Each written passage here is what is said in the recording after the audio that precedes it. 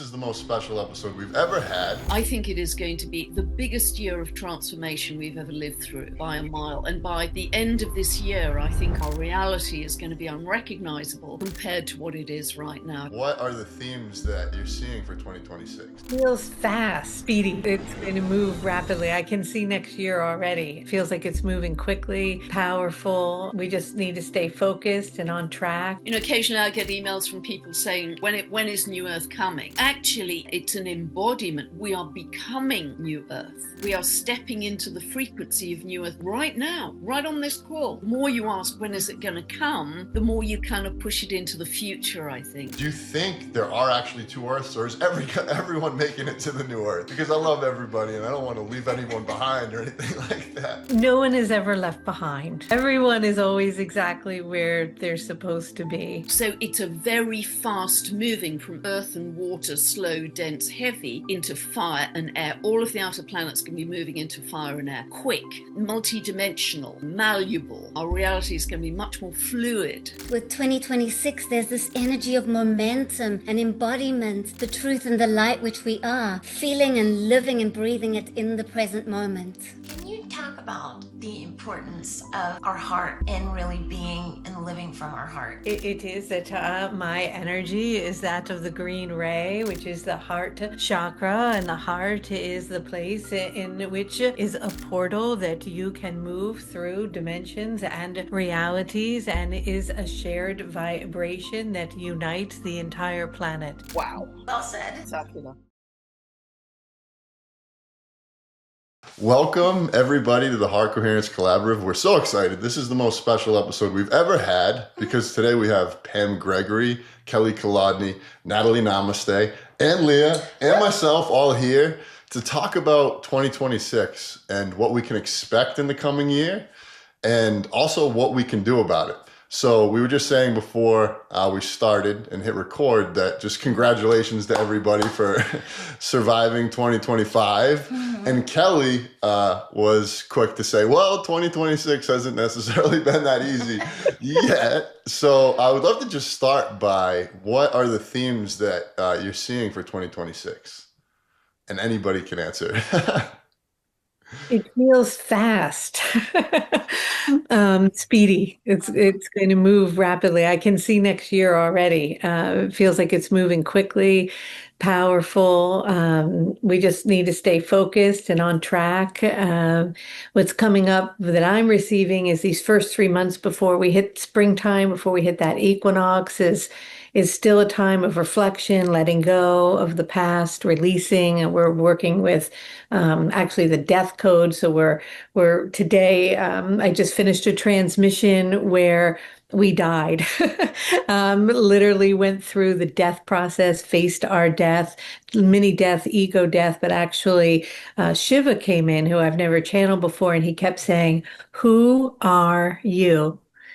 over and over, asking us. And then, sometimes we start with who we are is our story, our identity, and then we kept going deeper and deeper until we actually, in the transmission, lost our body and our soul came up. And then we asked in the eternal soul, who are you? So it was very intense and quite an initiation. And it feels as though, this is this beautiful opportunity in these winter months before spring comes. I think when spring comes, we're going to just kind of get on that white horse and gallop through the rest of the year at high speed.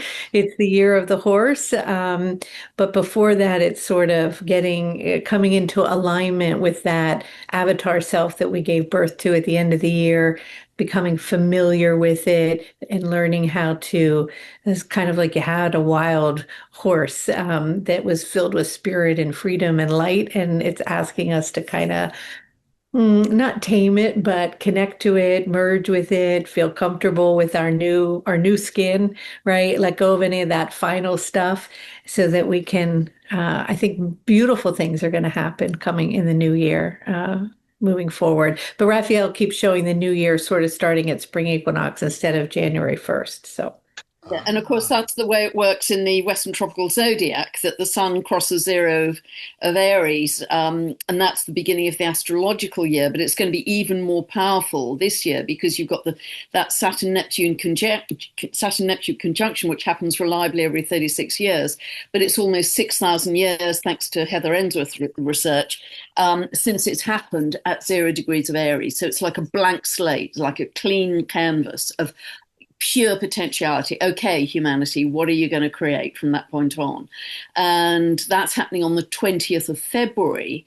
So, we are within whispers of time then of the Aries equinox, when I don't think I've ever seen so many orbiting bodies in the sign of Aries. I think we've got 9, if you include Chiron, the Centaur, the dwarf planets, I think we've got 9 orbiting bodies in the sign of Aries, which is the sign of initiation and new beginnings and a kind of beginner's mind as well. It's pure potential.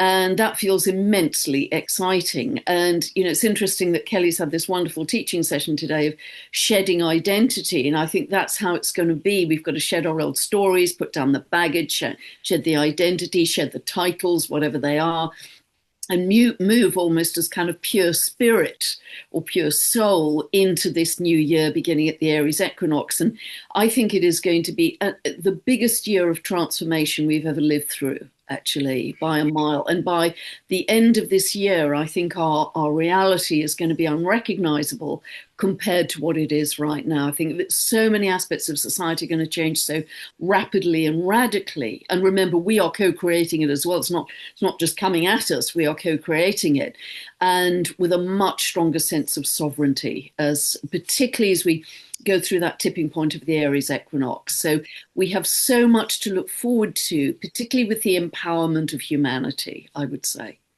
If 2026 is the biggest transformational year and 2025 wasn't, I might need to just go chill for a minute, because nothing compared to this. What the heck? You might just explode, or who knows? Yeah.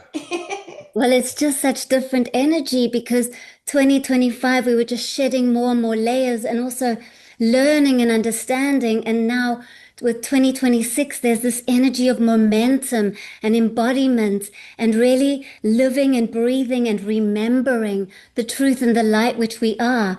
No longer sleeping and thinking, oh, well, I'll get to this and I'll do this then. It's now. It's like feeling and living and breathing it in the present moment. Yeah, and I'd really like to echo that, actually, because occasionally I get emails from people saying, okay, so when's it arriving? When is New Earth coming? But actually, it isn't an out there, it's an embodiment. We are becoming New Earth. We are stepping into the frequency of New Earth right now, right on this call. We are embodying New Earth. And the more you ask, when is it going to come, the more you kind of push it into the future, I think. So step into it right now. Feel love, feel joy, feel compassion, feel gratitude. That's it. And we start to emanate that into our reality, and we start to see manifestations on the outside. But it has to come from the embodiment that we are becoming New Earth. I think that's really important.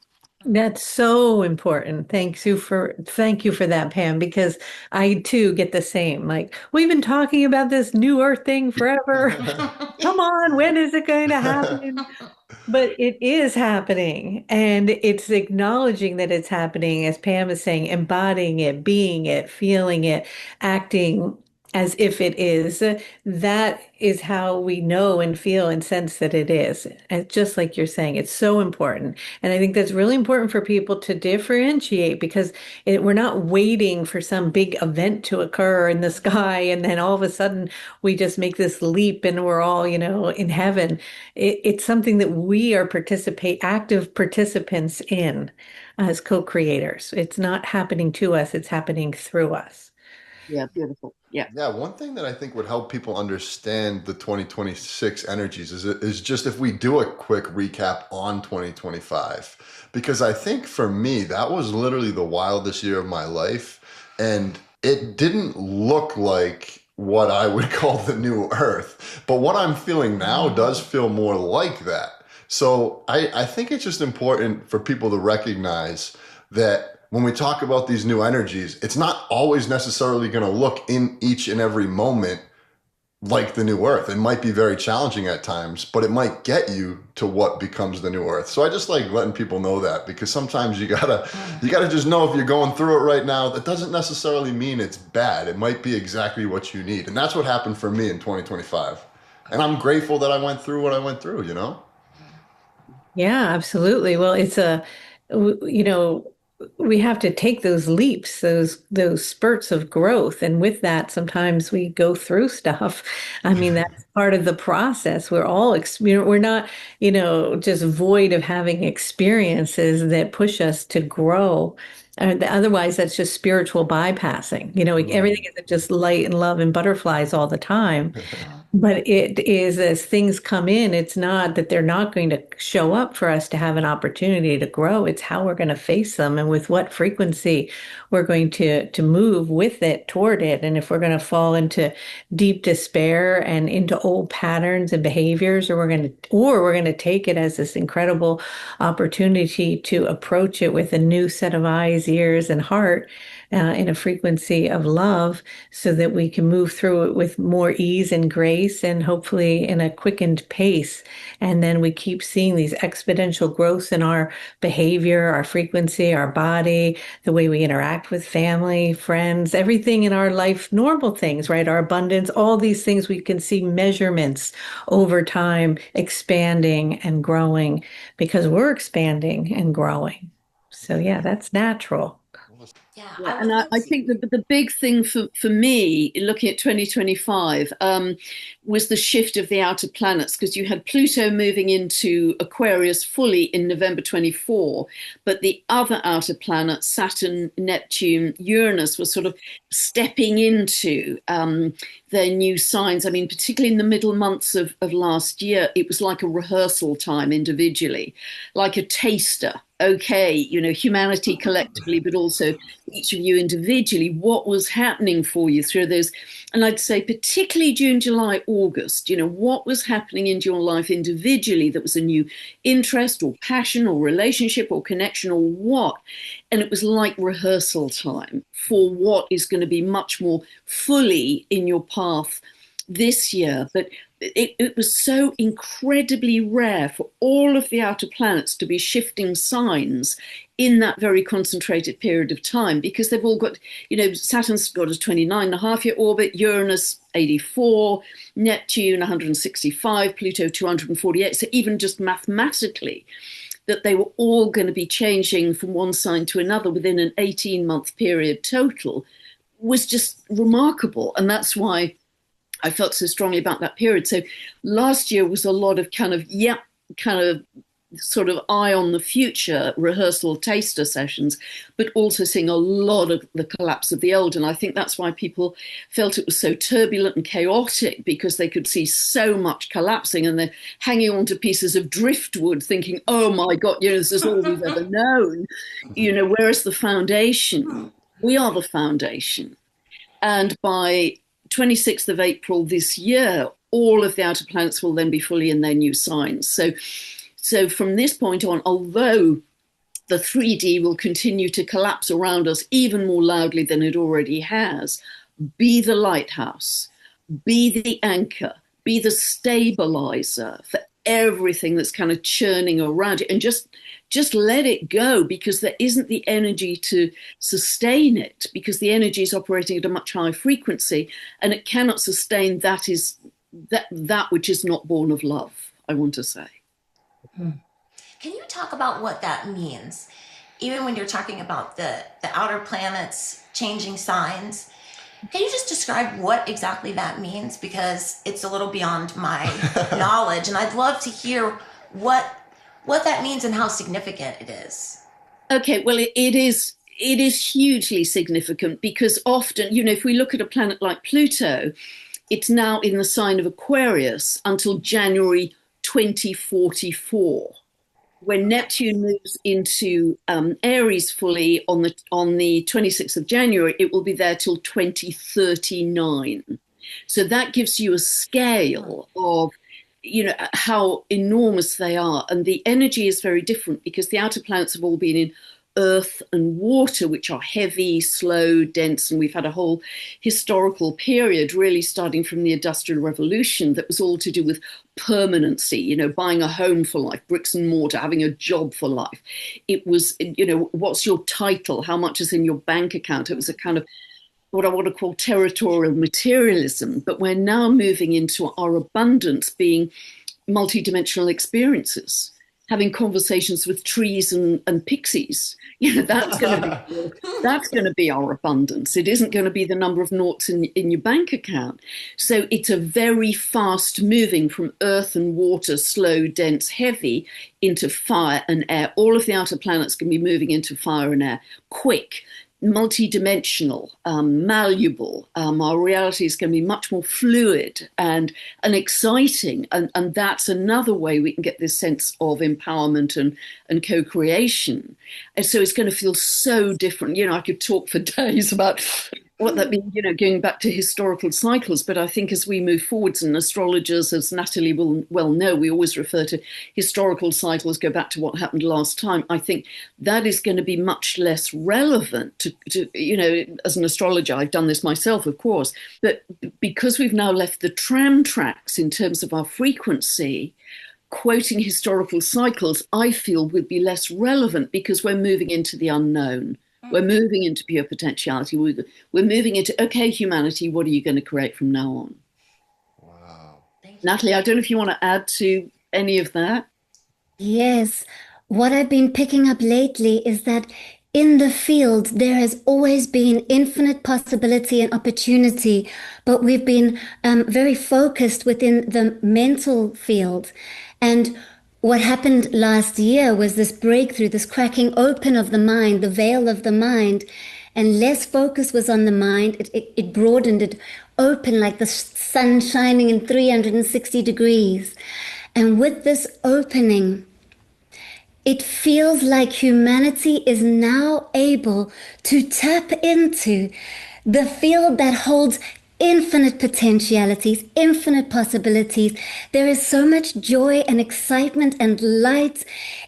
There's no limit to as far out as we can expand and create and imagine with our own minds through our heart is as far out as we can bring and materialize into our reality. The angels keep speaking about this, and they're saying the power is in our hearts, and that last year, you know, we did a lot of good work. Well done, everyone. We did deep releasing of layers, and now we get to actually move with the light and remember everything that we truly are, be in our power, and co-create together through the heart. Very important. They keep focusing on the heart energy, that it's already here within us. Just to bring the breath into the heart, we can access it.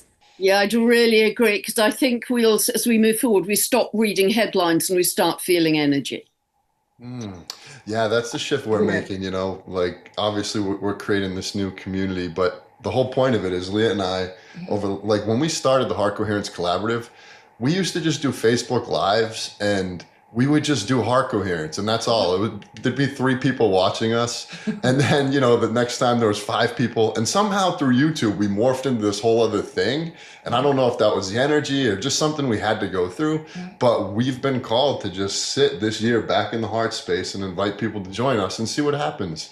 So we're really, really excited about that. One thing that One quick point is no one mentioned the slight little thing that happened in 2025, which was 3i Atlas, which, you know, that's kind of like a little thing that just had a little impact on the energy. But the other question I wanted to ask was, you know, we've interviewed hundreds of people at this point, and one of the things that we like to talk about is the new Earth, which you were mentioning, Kelly and Pam, and how we're already there. One of the things that we heard people say in interviews is that, you know, through Dolores Cannon, and we've heard different people talk about it, is that there's literally going to be 2 Earths and there's people on, you know, going to both Earths. And it's been really confusing, but my experience has been through me changing my own energy. Almost everyone around me is changing their energy. And so my question is, do you think there are actually 2 Earths, or is everyone making it to the new Earth? Because I love everybody and I don't want to leave anyone behind or anything like that.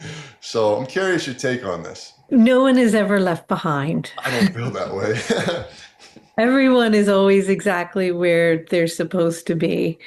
And how we want to define it is also very linear, right? So yes, the frequency is changing, and whatever frequency you're in, that's going to be the mirrored of your experience. And as of course you raise your vibration and frequency, those around you who you love, who are near you, are also feeling that. And hopefully they too are having those breakthroughs and opening in the heart and raising their vibration. So there's this worry that people have that if they make a leap in consciousness and someone that they love dearly does not make that leap in consciousness, that then there'll be these two earths, like the dark earth and the good earth. Right. Over here will be the bad people who didn't make it because their vibration is so low. And then the light people will be over here. And I don't really see it so polarized like that. I think we are all, ultimately, if we zoom out, we're all one. And so we're only responsible at this moment to raise our own vibration. And in doing that, hold that love and know that in holding it, it's emanating out around the planet, and the people in our sphere and beyond our sphere are affected by it. And then we're all rising up together. Now, we are all having different experiences right now, right? There's billions of different Earths because your experience in your sphere of your reality is different than my experience. So we're all already all on different Earths to some extent, but yet we have a collective agreement of we stop at a red light and, we agree that a certain leader happens to be the president or whatever, because we're in a collective soup of agreement. And that agreement of how we begin to see through the lens of our perspective may start to form a certain way of being where people who are alike might be more attracted to be in community, connect to the planet, open their hearts to communicating with the elements, raising their frequency, eating really healthy food. And those people will start to perhaps come more into your experience. And you might think, oh, well, that's one Earth versus one that might find a different timeline that's operating in perhaps in a different paradigm. But I don't think we can distinguish them as completely one or the other, that there's always some overlap. Just like now, there's a whole reality happening that I don't give any credence or attention to. But yet, sometimes if I step out of my little sphere for a period of time, I might drop for a moment into that, and then I'll recognize, oh, that's not something I'm connected to, and I come back into my sphere, my Earth, right? And the more we open our vibration and expand the love in the heart, the less likely that seeping through of those other vibrations comes into our experience, and we're just having our experience and we know it to be that. And so from our perspective, we are in the new Earth and we are living in the ascension frequency. And we don't even realize necessarily that others are not living in that because it's not even coming into our experience. So then we can't say that there is this other Earth that's different than ours because we don't even see it. So it's not even there for us to perceive. But I think it's very important that people don't feed into this idea that people are left behind or they're not going to make it, or that's not the new Earth frequency. Nobody's being left anywhere, right? It's you're exactly wherever you're supposed to be with whoever you're supposed to be, and it's so important to trust in that. Yeah, and I'd really agree with everything Kelly has said, actually, because at the end of the day, it's one organic consciousness. And the analogy I've often used is we're at an airport. Some people have chosen fast track, some slow track, but we all get on the unity consciousness plane at the end of the day. And, again, agree with Kelly, in a sense, there are 8 billion different Earths, different realities. And so I think people are sort of experiencing these higher dimensions in waves. We're going up in waves, and the more brightly we can shine our light, because we know we infect other people with our light, just like other people catch a cup. We infect people. The brighter we can shine, the more people we can kind of ignite, if you like, with our light. That's our service, and that will cascade down whichever level you're at. And I certainly don't think of myself as, the people way way ahead of me, but all of humanity is in process of moving up towards these higher dimensions and this higher state of being. So yeah, we're all going to get on the unity consciousness plane because we are one organic consciousness at the end of the day. Yeah, one of the things that I love seeing was one of the biggest proponents for this whole new earth. There's two separate earths. I asked him that question at the beginning of the year, and then and he said, there's going to be two earths. But then at the end of the year, I heard him on another interview say that, nope, there's just going to be, it's not going to be like that. There's not going to be people left behind. And I was like, wow, there's some sort of consciousness shift there. So one of the things that I just want to touch on, because I feel like it's really the energy underneath everything that we see playing out, is like the collective trauma, I think. And for me, I feel like a lot of it might have been worked through in 2025 for people. I know for myself, I'm curious if you, like, how are we doing as a collective in regards to working through our trauma, and how is that going to play out in 2026? Is there still a lot more work to do? Where are we at?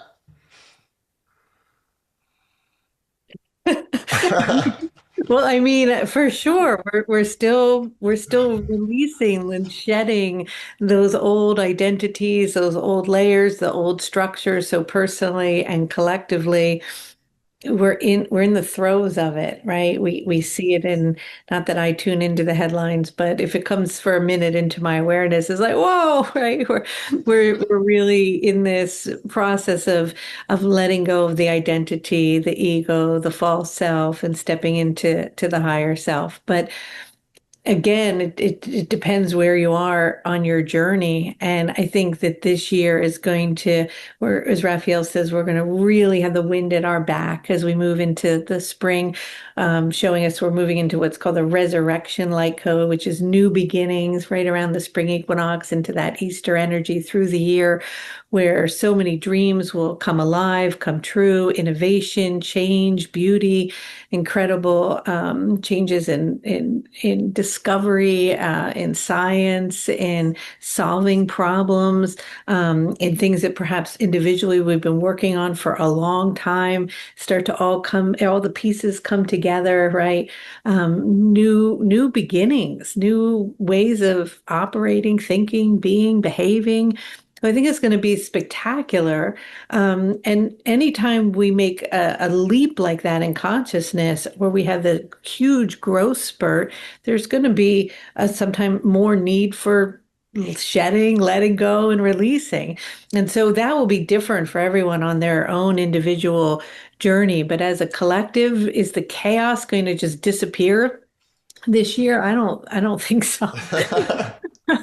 But is that where we're going to put our energy, focus, and attention? I hope not. I hope we're going to put our energy and focus and attention on all the people coming together, all the monks walking for peace, all of the innovation, the change, the healing, cleaning up our water, loving one another, communing with nature, coming into community, all of those things. And the more we focus on that, and Pam says this all the time, the more we put our energy there, that's what we're creating. Hold the vision. Raphael always says, hold the vision. Stay on focus where we're headed, and embody and be that vibration. And the rest will fall away behind us. It'll take care of itself. But how long that will take, I think, depends on how quickly we can and how much we can embody love. Yeah, and Kelly, can you feel this energy of deep support that's arising in the field? It feels like, we've gone through the ups and downs, and now we're in this place where there are still ups and downs, but we're accepting the support that we are given, because more and more people are opening up to the galactic beings, the angels, and they're saying, okay, I'm open, I'll connect with you, and I'll ask for help. Can you feel that difference? Yeah, absolutely. We're deeply supported. Yeah, beautiful. And I think the energy is palpable now, that feeling of excitement of the new coming in, which is so much more loving than we've ever known in our lifetime. I think it's almost visceral, it's palpable.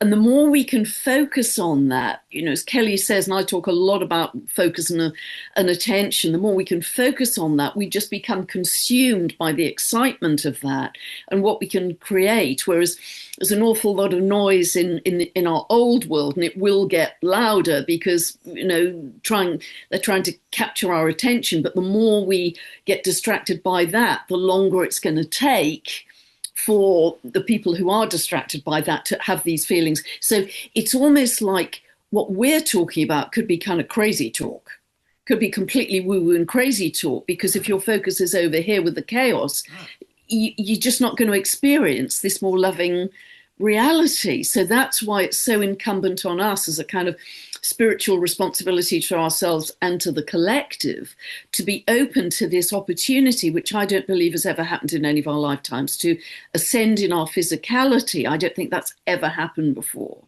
So, let's throw ourselves into this magnificent opportunity that we have created also, not only with the cosmic patterns, but we have created as humanity to match this amazing cosmic energy and say, yeah, we're going to go for it. This is, it's go time. This is wonderful. It's go time. I love to hear how you think we could best harness you said there's going to be almost like the start of the year is spring equinox. What can people do to really make the most of that time? Of the spring equinox? Yeah, of going in and having that energy you talked about, really physically ascending. How can we really take advantage of that energy? I mean, I can only speak to it right now through the processes I'm doing with Raphael. And I find it incredible, the synchronicities that Raphael has guided us through, these codes that just keep lining up. So we're in the throes of death right now, and that could feel scary to people, but that's like the last gasp of the old world, right? That's just like trying to hold on. And it's a willingness to release our attachment to how things have been and how we think they should be.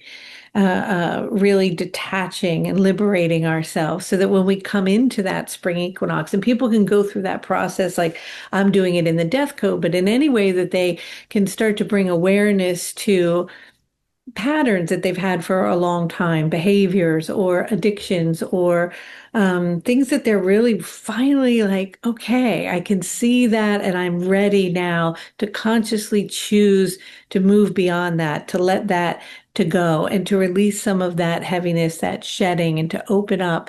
Then as we move into the spring equinox and the resurrection energy, that's the rebirth, the really embodying that avatar that we gave birth to at the winter solstice, and starting to navigate, like, how do we turn on those gifts that we received? How do we fully step into, as Pam says, embodying that vibration?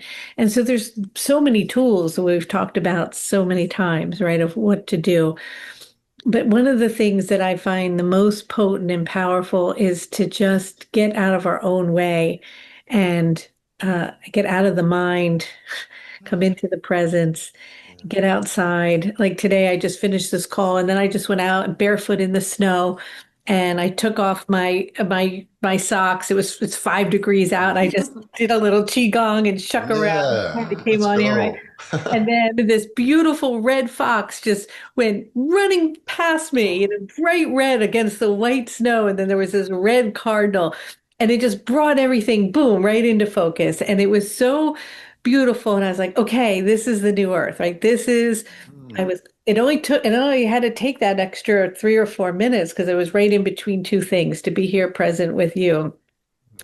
But those little moments that we can take in our life to get outside, to literally actually go hug a tree, to see the fox run across the lawn, to jump in a cold plunge, to do breath work, to chant, to breathe, to hug somebody, to say yes to something that we're resistant to, that we don't want to do. We just say, okay, I'm just going to do it. Go or take a run or go swim in a lake. I don't know, just to be playful and joyful and youthful and connect with nature. And not take it all, as Raphael says, so seriously. Like so many people are so stressed out all the time and worried about everything. And as I've been going through this death code, I mean, we're bringing death close to us. Not that we're going to physically die, but when you bring the idea and the knowing that, all of us, we are all going to die. I know this might seem heavy, but I'm just in the death code right now, right? That then it just makes you more alive. It brings an awareness of life back in, the preciousness and the beauty of the elements and the senses and touch and sight and smell, and to be in a body and to feel all of that. And so I think we're just kind of being asked to embrace life and sort of let go of so much worry and dread and what's going to happen in the future, and just take a breath and be in the moment and embrace it all. Yeah, let's take a quick breath, everyone. Just whatever you went through this last year, whatever you shed, we're proud of you. We love you. Congratulations. You know, one of the things that I saw actually today that was amazing, I would say over the last few years, like when there's these huge polarizing events that happen, my energy would be really anxious. And I would be like, I think my anxiety actually was somehow feeding the pendulum in a weird way, because I still wasn't in a place of just neutrality. And in our Facebook group, somebody we had on recently spoke about ice, and they did it from a neutral perspective, but it caused this divide on our Facebook. And I noticed my own reaction. I didn't have the anxiety. I was just observing it from a completely neutral place of like, okay, I'm watching this. I'm not giving it any energy. But what was really cool was one person was really mean. The other person was really mean. And then they actually apologized to each other throughout the conversation. And just like, oh, I'm so sorry. You know what? I wasn't in my highest and best. And I was like, wow. And, you know, like the old me would have probably deleted that conversation right away. But I was like, no, we have to work through this. I'm just going to watch it play out and see what happens. So I'm curious, like, do you think moving into the future, are we always going to have these completely polarizing events, or do we get past that at some point? For me, I think we eventually get past that, because we start to see those things as sort of two different ends of a spectrum, like night and day, winter and summer. And so there's a much greater sense of integration. And an analogy I've often used is you can't get the pearl unless you have the grit in the oyster. So very often we have challenges in our life. And I mean, you know, I'm aware of some absolute horrors going on in the world right now. And just to sidestep that for a moment, it's so often our own fear as humanity that's fed into the collective to produce some of these, you know, really dreadful things. And that's our collective responsibility. But the more that we can kind of integrate those and see them as catalysts. If we look back to the pandemic, I mean, there was some horrendous suffering and deaths then, but actually it was a catalyst as well for where we are now. Without the pandemic, we would have stayed in the same old jobs and comfort zones, same old, same old. It has propelled a lot of us to be much more critical in our thinking, have a bigger perspective on the world and what reality really is. So I think if we can see some of these things, partly as catalysts and partly showing us what the collective has produced, and we've contributed to that, to say we are never going to do that again. You know, we are going to absolutely make sure we are going to create a much more loving world than we have ever known to date. And that's what all of my work is about. So, yeah. Thank you, Pam. Yeah, well said. Everyone's just silent. Yeah. Are there any other dates? Are there any other dates we should be aware of in 2026? Yeah, I see Pam probably. You got some answers. Up. Yeah. You tell us, Pam. I mean, a whole series of peaks. We've got, you know, very big month in February. We've got a very important solar eclipse at the end of Aquarius, square to Uranus, on the 17th of February. That's a very big kind of potentially awakening. It's very seismic, but potentially it's about truth and awakening. That's 3 days before this Saturn-Neptune conjunction, right at the very beginning of the zodiac. And then we have the Aries equinox, which is this massive sense of rebirth for humanity.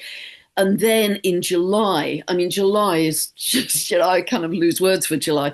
Almost, if kind of February, March is a big crescendo, the other big crescendo I see is July, because there's a very unique planetary configuration in the heavens, which we've literally never ever had before, where many amazing things can come to blossom that have been hatched over hundreds of years. And that's all coming exact in July. So that could be a crescendo in all kinds of external 3D events, but it's also potentially a crescendo, a blossoming of who humanity is really becoming, and starting to see that more visibly on a mass level. I think there are going to be a series of mass awakenings this year, series of big truths coming to light in all kinds of areas of life and society, and they are going to propel us into mass awakenings. So I think they're going to be waves all the way through, but the biggies, I'd say, kind of Feb, March, April, and then big one in July. That's what I'm really focused on. I don't know if you'd add to that at all, Natalie. Well, also the strong presence of Three Eye Atlas, even though it's gone a little quieter because we've needed time to integrate. That was strong in December. Woo!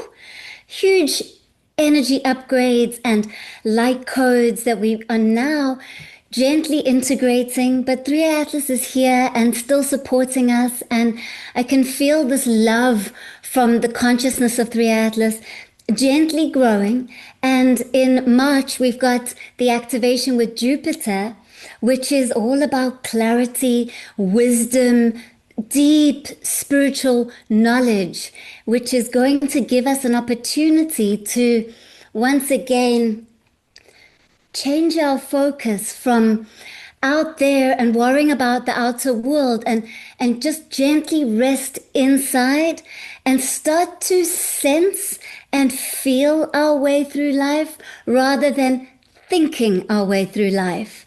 This is powerful, what Three Atlas is bringing with the Jupiter connection in March.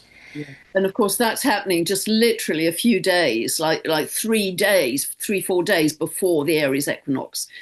It's like, the final piece of fertilizer for our souls before we hit that Aries equinox. Now, I think that's going to be profound in terms of, and Kelly's referenced this too, in terms of ancient wisdom being reignited and remembered, because it's also at that moment, Jupiter isn't just in its sign of exaltation, which is Cancer and to do with ancestral wisdom. It's also in its exact degree of the whole 360 degrees of exaltation, which means it expresses to the optimum of wisdom and future vision. But it's also then conjunct Sirius, which is our spiritual star, at that moment when Three Eye Atlas passes it. And I think, and I think, Kelly, you've talked about this as well. This is just the beginning. Three Eye Atlas is not the only interstellar visitor we're going to have. It's just the very beginning. We're going to have a lot more galactic connection, Pluto and Aquarius, from this point on. There's going to be an awful lot of the out there than we've ever had before, but that's because we are expanding in here to see the out there, because we're expanding in here. Wow. Just been like the most packed interview ever. I'm sitting there like, oh my gosh. But yeah, this is going to be an amazing year. So, I know Raphael, Kelly, every time we channel Raphael, I get the most profound insights, and they always like literally change my life. So is it okay if like truly, when we were in Sedona, the wisdom you gave me, I mean, that was just so amazing. It actually did change my life. When I was in Sedona, Raphael was talking about like just you're being in Sedona right now and just being out in nature. So I ended up going back to Sedona for a vision quest. Just through that insight. And those 7 days were like the most transformational. I went so deep and shed so much. So if we could talk to Raphael again, that would be amazing. Of course. Okay.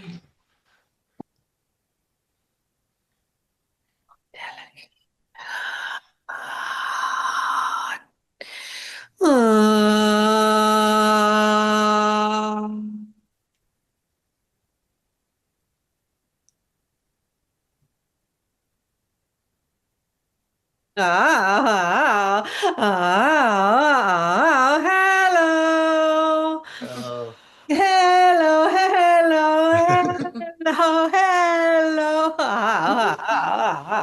We're very delighted, as always, to be here with all of you and attune to your energies and vibrations and assist in any way that we can. And so, what is it that you are wanting to talk about?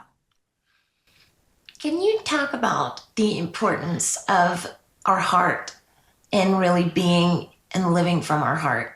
Well, it is that my energy is that of the green ray, which is the heart chakra, and the heart is the place in which is a portal that you can move through dimensions and realities, and is a shared vibration that unites the entire planet. And so, as you come into what you call and work with so diligently, heart coherence, of course, you are bringing in unity consciousness, which is translating into a deep and profound healing for you and all of those around you. And so we are in absolute gratitude for your work and willingness to perpetuate, to share, and to bring through breath and coherence others into the heart space, reminding all of you that there is a secret chamber, a space of emptiness within the heart where everything that is eternal lives, dwells, and resides. And as you are entering into the heart space at any given time or moment, no matter what is occurring or whatever is unfolding or whatever chaos is around, it brings you into a state of inner stillness. And from that, an emanation of love can permeate wherever it is that you are, and everything else that may appear from that perspective that is chaotic or discordant begins to dissolve as you come into the presence of each and every now moment. What happens, Archangel Raphael, when we grow and expand together?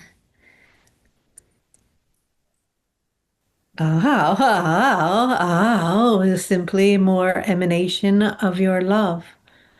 You are always growing and expanding together. For as any single one of you grows, you are all simultaneously growing. For sometimes there is a deep forgetting of the profound effect that you have upon one another and the energy and influence that resides deep within the essence of your being and the golden thread that unites all. And so, as of course, at any time, any of you elevate your frequency, expand your heart, and open to the vibration of love, you are elevating the entire planet.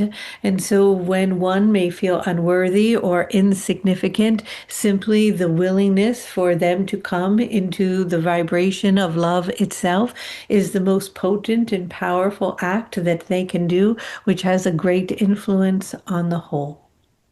And Raphael, you're leading us beautifully through the Death Light Code at the moment, and that's going to be followed by the Resurrection Code around the Aries equinox. Do you see that Aries equinox as a real crescendo, as a resurrection for all of humanity?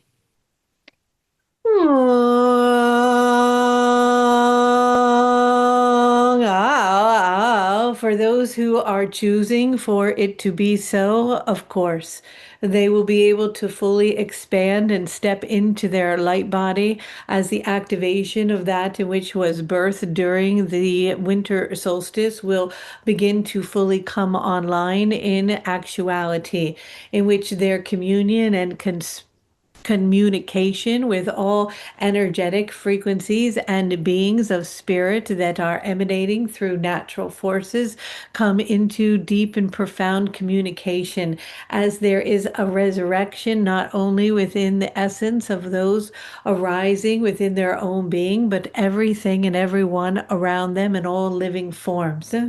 Prior to that, there will be deep and profound pulling on many of your your energies and distractions on a global and national scale, in which there will be rising up and some destruction and power plays. These energies will be and are coming in to break apart, to create chaos, to be moving rapidly all around. And this will provoke some violence, some revolutionary energy, some intensity. But this intensity is the velocity of it is what is needed for this breaking through, for this releasing of the old. And much like the resurrection itself, there is prior to it a death, there is an ending, there is a releasing, a letting go of the old, and a surrendering to what has been. And in the willingness to open the heart, to surrender, to keep one's awareness on the eternal, on the light, on the fire, on the frequency that has no end and is infinite, one begins to rise in their embodiment to the fullness of their capacity, in which doorways will begin to open and profound insights, teachings, understandings, and capacities will come online for many. And as many of you have spoken of this before, these come in waves. And whether one is at the tip or the piercing of this veil and the opening, or they are clumping in at the end, or one of the later waves, all are participating exactly in the timing of the unfolding of what is meant to be. But time itself will be dramatically shifting and changing as you are moving into the equinox. And some of you will feel a speed of time in a way in which you have not felt before, as if the lines of energies will all synchronistically come into formation, building and forming a map in which you will follow and gallop upon into the higher realms at a rapid pace, moving forward as leaving behind that which is no longer serving you all personally and collectively, and stepping into new ways of being that you have polished or brought into form through the accumulation of wisdom and knowledge that is coming to its culmination as it has been gathered through multiple lifetimes. And as you step into that avatar, you may find yourself acquainted with more indigenous ways of being and attunements to nature as you lead others and guide them into the remembering of the ancient ways and teachings, for they are going to be coming online at a rapid pace, and the elders will be coming out from distant places and tribes and places that have been hidden for a long time, sharing their wisdom, and the galactic ones will travel and enter into your dimension as they too will share their ancient codes and understandings, and the waters will melt, and the memories and frequencies of the records and the libraries of scrolls of information that will be unfurled and unrolled in order for you to decode the teachings of the ancient ones in which you have not been trustworthy yet as a collective human formation to witness, to receive, and to transpose, will be able to be detected in that they will be translated to you in a way of your understanding that you may utilize them for the collective good of all humanity. So there will be what we would call an unlocking of things that has been locked, that has been closed, that has been dormant, a new beginning in which you will see with new perspective, and you will hear with new ears, and you will feel with new ways, in an inner way, in a silence, in a knowing, in a remembering. And it is through the qualities of this energy that you are starting to unlock that the problems that seemed as if they could not be solved, and ways of communion and connection with one another that did not seem possible, in which you can bring more equality, more union, more love to so many around the planet, where the water can flow and the energy can rise, and people can come into a state of unity as a whole, and more peace will reign seen on your planet is an unlocking that is happening during this time in the spring, and some will be right at the door as it unlocks, stepping over the threshold into this energy and embodying these vibrations as they will share it through their teachings, as they will write it through their hands, as they will sing it through their song, and others will hear the call of these energies. And over a period of time in the next 3 to 4 to 5 years, all will be able to step through this doorway, will step over this threshold, will unlock these codes, will feel into these frequencies, and you will come back into a celestial harmonic song as if the music of the spheres is dancing again together in union and synchronicity. And so you are at the threshold as you have been stepping slowly one time after another, unlocking and releasing more of these memories.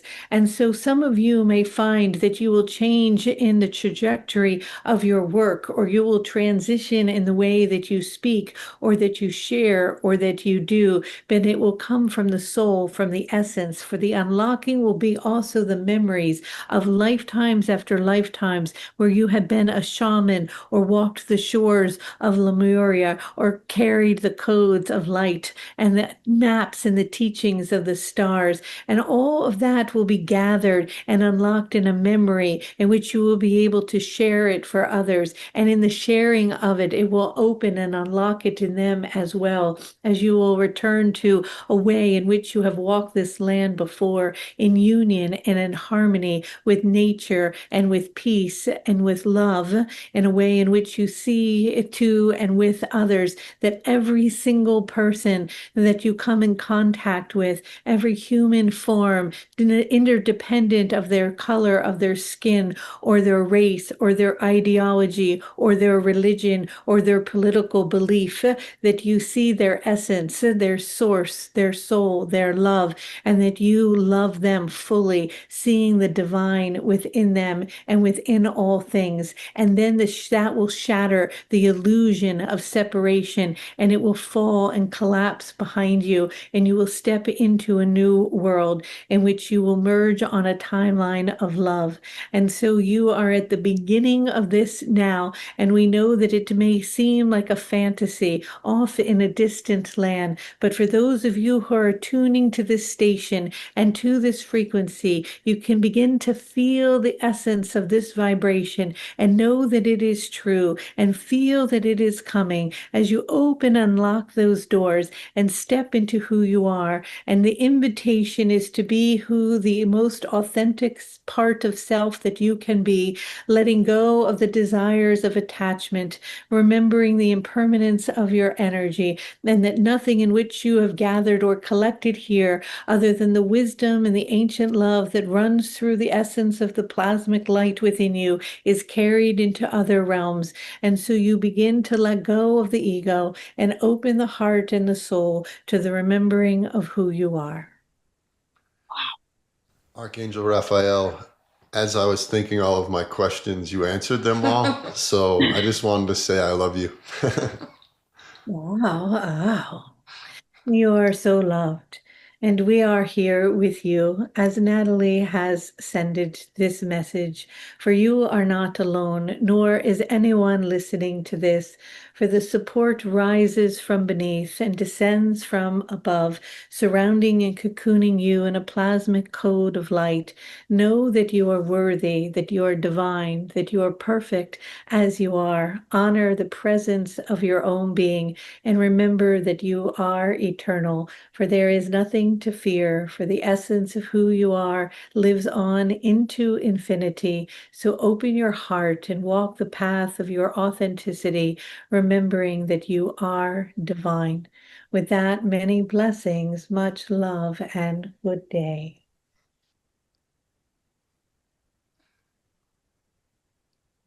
Wow. That was spectacular, Kelly. Well said. Yeah. Wow. Spectacular. Yeah, something happens every time Archangel Raphael channels. When I close my eyes, it's like I automatically go into the deepest meditative state. That's how I felt too. Yeah, like a state that's harder to get in normally? Why does that happen? Is it like the transmission of the frequency? My husband always says if we could sell Raffaella's sleeping pills, we'd be billionaires. He's just kidding. Yeah, people fall asleep and they go into a specific frequency and state. It has nothing to do with me. It's that Raphael vibration is connecting with your heart center and bringing in just to a higher frequency. So it really doesn't matter what Raphael is saying. It's completely secondary to the vibration that you're experiencing. So through teaching, I find that many people, as hard as they want to try to stay awake or in a certain state, and they go into some type of altered state, and that's very normal and natural. Have you had people experience like beams of light, different color light? Because that happened to me last time when I was in Sedona. I was like, "What's just Yeah, happening?" everybody has something different happen to them. Yeah, it's Nice. unique to them. Yeah. I have one more question for Pam and then one for Natalie. Pam, I hear people talk about this year being the year of the fire horse. Am I saying that right? What does that mean? I'm just curious. Yeah, this comes from Chinese astrology, Okay. actually, rather than Western astrology. So I'm not an expert on it, but it begins at the solar eclipse on the 17th of February and runs for 12 months. And it's very much, and again, I'm not an expert on Chinese astrology, but it's about independence, passion, freedom, not being contained, sort of determination to get to your goals. There's a huge exhilaration and exuberance. If you just, if you didn't know anything else, just thinking of those two words, the fire horse, you can imagine the amount of energy that's coming through, and that's really echoed in the astrology. I mean, as I said well, particularly I'm looking at the Aries new moon on the 17th of April, and it's true also of the Aries equinox. There are about 9 orbiting planets, orbiting bodies in Aries, and I've just never seen anything like that in terms of that much fire energy, the fire of passion and new beginnings. And right, we are going to create our dream individually and collectively now. So it is enormously exciting. And again, it fits so well with everything I'm seeing as a tropical Western astrologer coming up. And it's about sovereignty. It's about really stepping into your sovereignty and your co-creating abilities. Beautiful. And Natalie, I was wondering if the angels wanted to say anything. They do. I'm gonna just take a breath and give space for them.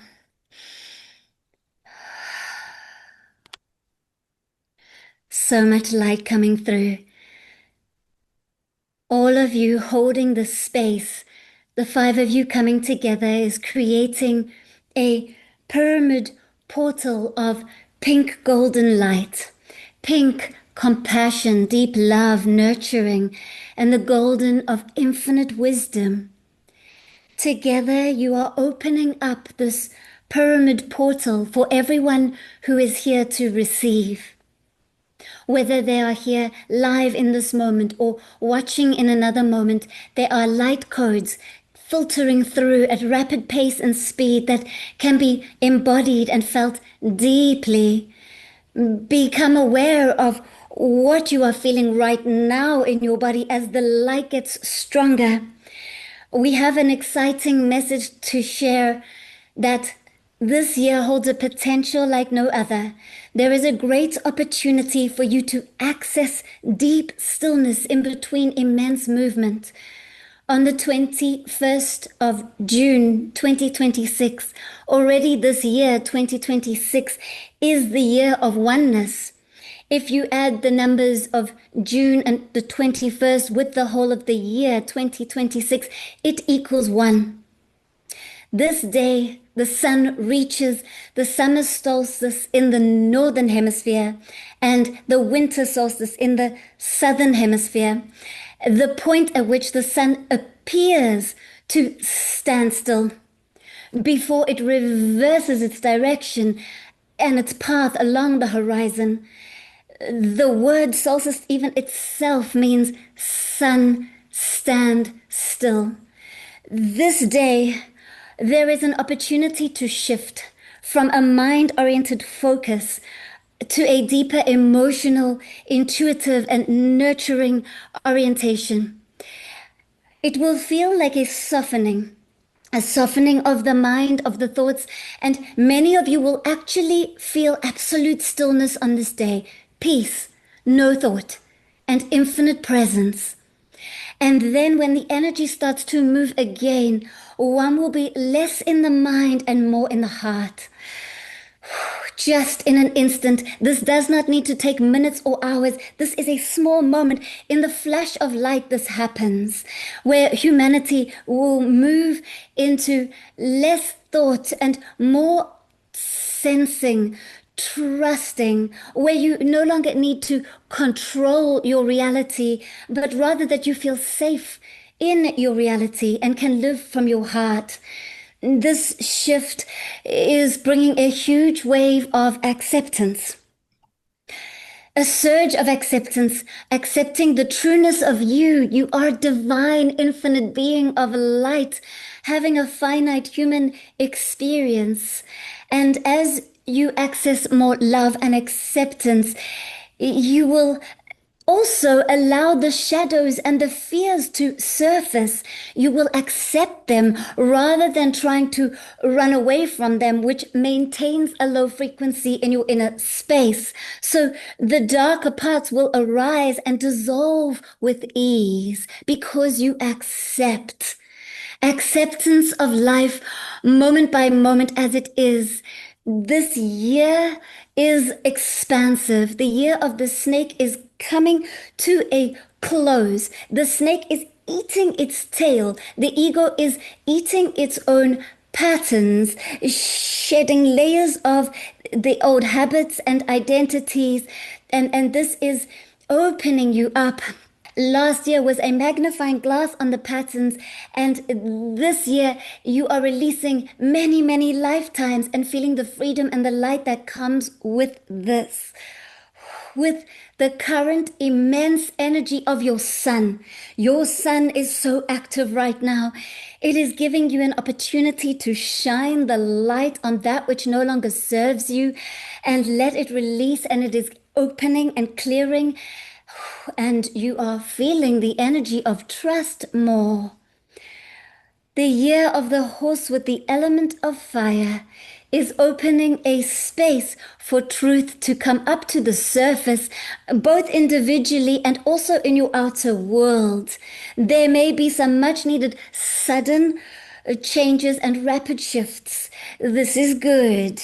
This is not a quiet year. This is a year that opens for opportunity to stop the mental looping that has kept you moving in a slower trajectory. This is a year to quantum leap.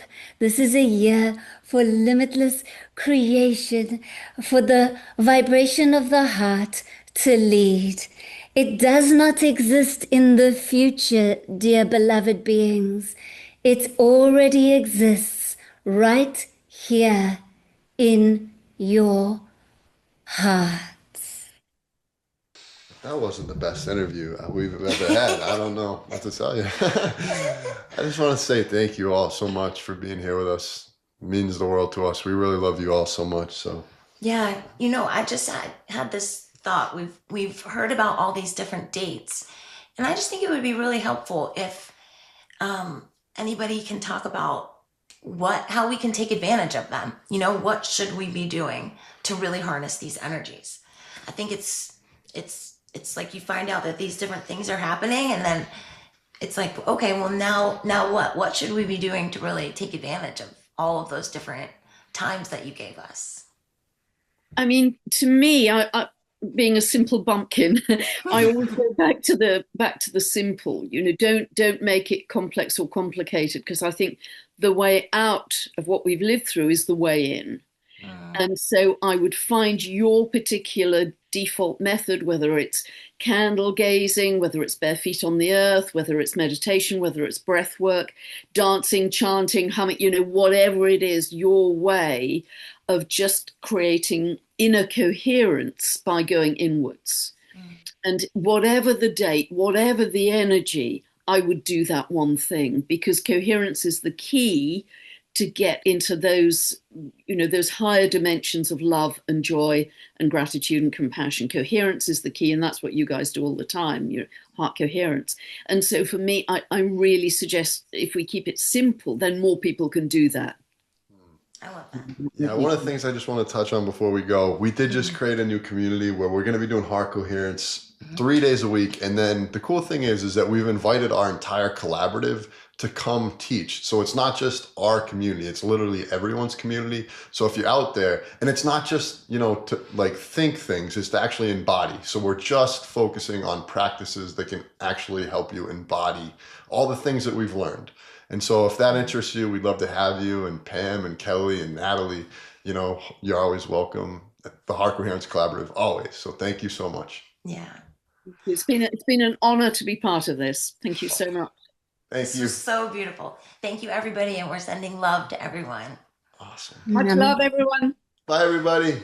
Hey everyone, before we wrap this video up, we'd love it if you'd take a slow breath in and out of your heart with us, as we would love to invite you into our new Heart Coherence Collaborative community. Our Heart Coherence community is a completely different kind of community than anything you've ever been a part of. It's the shared home of an extraordinary network of teachers we've built real relationships with over time, like Pam Erlin, Daryl Anka, who channels Bashar, and many others. These aren't guest appearances. They're not one-off courses. These are people who are going to be the part of a living fabric of space with us. We're so excited about having this community of all these amazing teachers. Many of your favorite teachers are going to live inside our Heart Coherence community, where they will be offering special channeling sessions, releasing exclusive courses, and interacting with members in real time. This is the fruition of what Leah and I actually wanted to create when we started the Heart Coherence Collaborative 7 or 8 years ago, when it was just her and I doing Facebook Lives with 3 people watching. As a member, you're not just here to consume, you can actually apply to host sessions inside the community in whatever modality you specialize in. We really have so many gifted practitioners in our collective, from Reiki to yoga to meditation, breathwork, and beyond. And if you're one of those people, this could be your place to shine. It's a collaborative built by the people for the people. Yeah, inside our Heart Coherence community, we practice together. We practice embodiment together. I personally am going to be guiding live Heart Coherence meditations 3 times a week, Monday, Wednesday, and Friday, and there will be full replays included for anyone that can't make those. And we believe this is going to create real nervous system regulation and consistency. As part of our community, you're also going to receive live virtual access to our in-person Heart Coherence retreats that we host twice a year that are so much fun. Some of the deepest breakthroughs consistently happen during these retreats. Every month we'll gather for a full moon ceremony with a special guest, creating a powerful space for intention, release, and energetic alignment. Once a month, we will also host a live special guest session with teachers you already know and love exclusively inside of the community. As part of our community, you're also going to receive access to a growing library of 300 or more hours of exclusive courses covering heart coherence, emotional and energy healing, identity shifting, channeling, and consciousness expansion. Like we already mentioned, some of our favorite healers have been graciously submitting courses for you guys to enjoy. Plus, you're going to get exclusive courses you won't find anywhere else. So more than anything, this community is going to become an anchor. We're going to have teachers like Bashar, Natalie Namaste, and Ra of Earth, with more and more being added. So if you've ever felt like you're outgrowing your environment, or you're craving a space where people are actually living these practices, this is where you belong. Right now, new members can join our Heart Coherence community for $47 a month. Once the first 1,000 members join, the price is going to increase. So if you join at $47 right now, you'll have the same price forever, even after the cost of the community goes up. That is what you'll pay for as long as you remain in the community. You also have the option to choose annual access, which is $423 per year. That will lock in that $47 a month price, and it'll also give you 3 months free. So that's the best bang for your buck.